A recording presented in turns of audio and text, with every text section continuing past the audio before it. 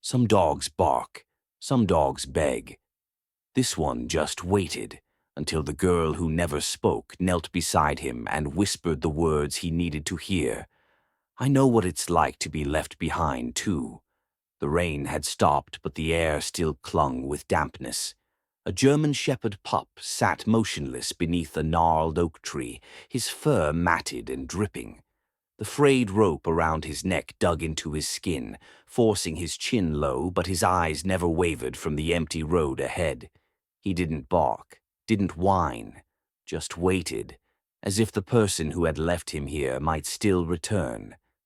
The pup was young, maybe 5 months old, but his ribs pressed sharply against his patchy coat. His left ear flopped slightly, the only sign of movement aside from the faint tremors that ran through his body. The storm had passed, but the cold lingered, seeping into his bones. A rusted truck rumbled to a stop nearby, its engine cutting with a tired sigh. The door creaked open, and small boots splashed through the mud. A girl, no older than 10, stepped forward before her grandfather could speak. Her name was Leora, and she hadn't said a word in weeks. She didn't call out to the dog, didn't reach for him. She simply knelt in the mud, her oversized hoodie sleeves swallowing her hands, and met his gaze. Two quiet souls staring at one another as if they'd been waiting for this moment all along. Her grandfather, Elias, watched from the truck, his hands deep in his coat pockets. He knew that look, the hollow resignation in the pup's eyes. He'd seen it before, in war zones and hospitals, in the faces of those who had been left behind. The rope was damp, the knots stubborn, but Elias worked them loose with careful fingers. When the last twist gave way, the pup didn't move, didn't run. He just sat there as if he no longer knew what freedom felt like. Elias lifted him gently, cradling his shivering body against his chest. The pup was lighter than he should have been, more bones than dog. Leora climbed into the truck first, smoothing out the old wool blanket in the back seat. Elias laid the pup beside her, and without a word, Leora rested her small hand on his back. As the truck rolled away from that lonely stretch of road, the pup's eyes stayed fixed ahead, not on the place he'd been left, but on the girl who hadn't looked away. The clinic smelled of antiseptic and old linoleum. Dr. Marin, a woman with sharp eyes and gentle hands, examined the pup without fuss. Fluids, warmth, quiet words. But the pup, now named Kyle, didn't react. He let them work, his body limp, his spirit somewhere far away. Leora didn't leave his side. She slept on a thin mattress beside his crate, her fingers curled around the bars.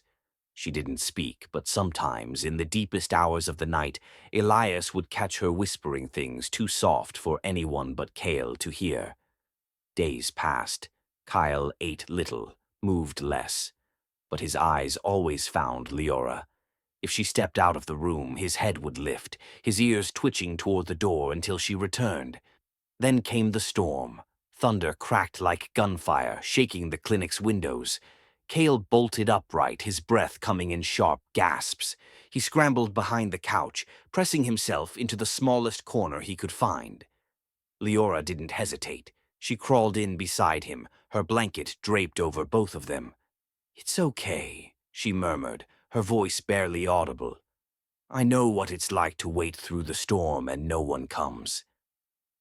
Kyle's trembling slowed, his breathing steadied, and for the first time since they'd found him, he slept, not out of exhaustion but because someone had stayed.